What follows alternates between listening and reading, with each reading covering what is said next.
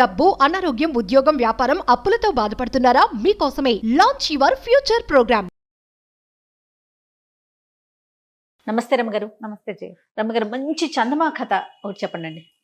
పేరు చెప్పగానే నువ్వు అదే అనకూడదు. అన్నను తేలు కుట్టిన దొంగ. ఓ అందుకే అదే అనలేదు. బాగుందండి. మామూలుగా మనం ఏం చేస్తాము, ఏవో చిన్న చిన్న పొరపాట్లు చేస్తాము. మనమని దొరికిపోయామనుకో నిశ్శబ్దంగా ఊరుకుంటాం, మన పేరు చెప్పకుండా. అంతే. అప్పుడు ఏం చేయాలో తెలియదు. నాదేననకూడదు, నేనేననకూడదు, నన్నేననకూడదు, నేను చేశానని చెప్పకూడదు. అవును అవును, వాళ్ళకి తెలుసు అవతల వాళ్ళకి, కానీ మనం బాహాటంగా ఒప్పుకునే పరిస్థితి ఉండదు. అంతే. పిల్లలకి చెప్పాల్సిన మంచి కథ జయ. చెప్పండి. మనకు కూడా భలే ఇంట్రెస్టింగ్ గా ఉంటుంది. ఒక ఊళ్ళోట ఇద్దరు స్నేహితులు ఇద్దరు. ఒక ఆయన ధర్మయ్య, రెండో ఆయన రామయ్య. ధర్మయ్య చాలా స్నేహపాత్రుడు, మంచివాడు. రామయ్య కొంచెం పిసినారివాడు, గట్టిగా ఉండేవాడు అనమాట. అయితే ఏమైంది, ధర్మయ్యకి పిల్లలు లేరు, రామయ్యకి కొంచెం కుటుంబం బాగానే ఉంది, ఏదో వెడ్డి వ్యాపారం కూడా ఉంది, వ్యాపారం ఉంది. కొంతకాలం అట్లా గడవగా వీళ్ళు కొంచెం నడి వయసులోకి వచ్చాక ఈ ధర్మయ్య అన్నాడు, ఆ పిల్ల పాప సంపాదించి పెట్టింది బోల్డ్ ఉంది, ఇదంతా ఏం చేసుకుంటాము, ప్రయాణాలకు వాడుకుంటాను, మేము కాశీ పోయిస్తాము అని చెప్పి కాశీ ప్రయాణానికి అంతా ఏర్పరచుకున్నాక ఆయన ఒక డిబ్బెన్లో వేసి పెట్టినవి ఒక 100 వరహాలు ఉన్నాయి. ఏం చేశాడు, నేను ప్రయాణానికి వెళ్ళిపోతున్నాను, ఇల్లు తాళం పెట్టి పెడతామా 2 నెలలు 3 నెలల పాటు, కనీసం 3 నెలలు మినిమం 6 నెలల దాకా పట్టచ్చు కాశీ ప్రయాణం. మరి ఒక 100 కాసులు ఉన్నాయి, 100 నీ దగ్గర పెట్టు, ఓకే, దాచిపెట్టు.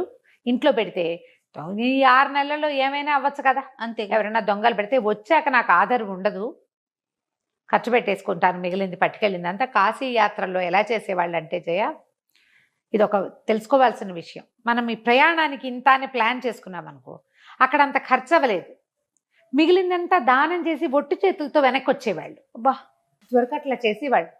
తిరుపతి యాత్రకని ఏర్పాటు చేసుకున్నాము, అంత అవ్వలేదు, తిరిగి తీసుకురారు, అలా చేసేవాళ్ళు. బా, ఎంత మంచి విషయం కదా రమ్మగారు. యాత్ర అంటే అది. కానీ ముందు నుంచి పక్కన ఉంచేవారు కదా రమ్మగారు, పెట్టుకునేవాళ్ళు. ప్రయాణానికి వెళ్ళాలి అనుకుంటే ఒక హుండీ పెట్టుకొని దాంట్లో వేసుకుంటూ ఉండేవారు.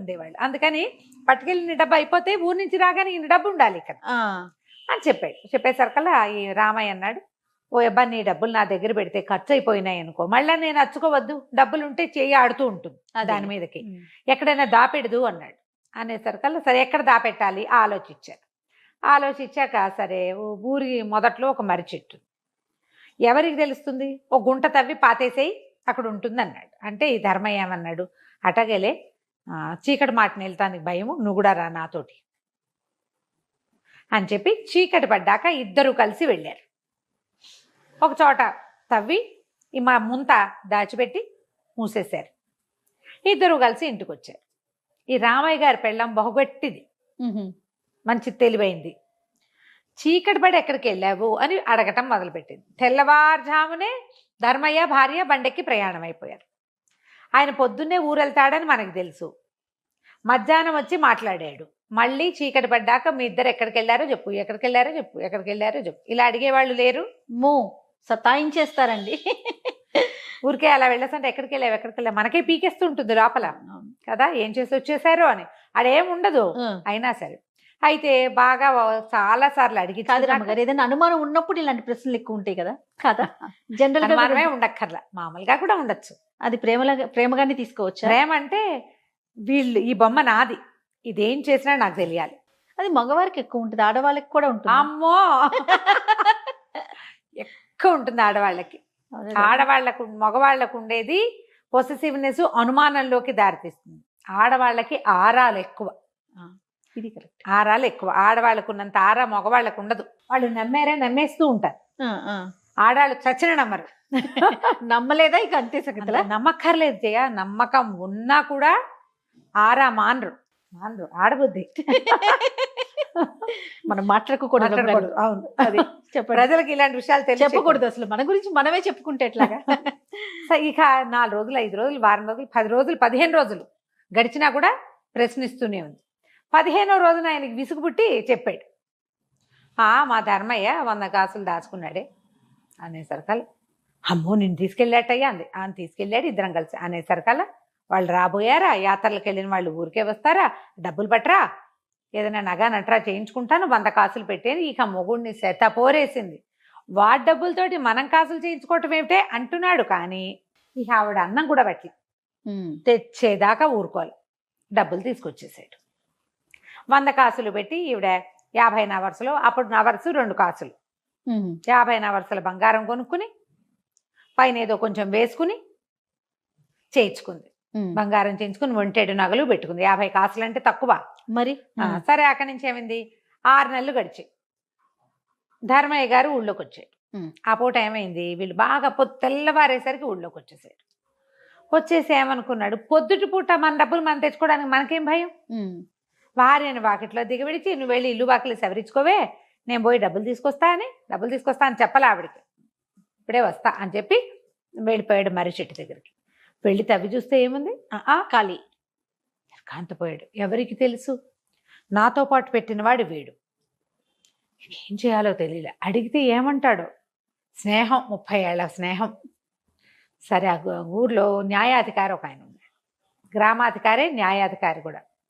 చల్లగా ఈ యాత్ర నుంచి వచ్చింది అదే బట్టలతోటి వాళ్ళ ఇంటికి వెళ్ళి, బాబు ఇట్లాంటి పని చేశానండి, వాడికి తెలుసు, మేమిద్దరం కలిసే పెట్టాము.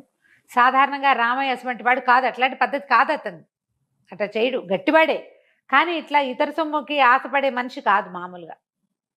ఎందుకు ఇట్లా జరిగిందో తెలియదు, ఇప్పుడు నేను ఏం చేయాలి, ఎట్టా అడగాలి అంటే ఆయన అన్నాడు, నువ్వు అడిగేవా అల్లరైపోతావు, అడగద్దు, ఇంకో ప్లాన్ చెప్తాను అన్నాడు.